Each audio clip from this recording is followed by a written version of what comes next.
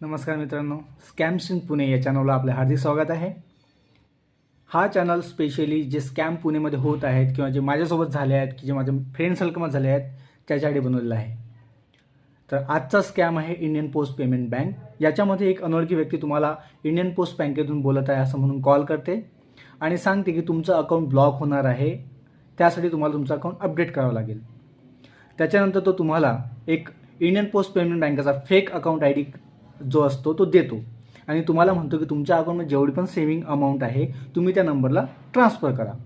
आणि तुम्ही जर ती माहिती एकदा त्या नंबरला तुमची अमाऊंट त्या नंबरला ट्रान्सफर केली तर तुमच्यासोबत स्कॅम झाला तर गेम इज ओव्हर.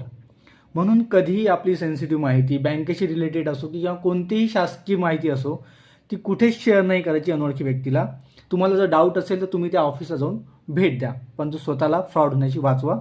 सेफ राहा, सुरक्षित राहा आणि आपला पैसा वाचवा.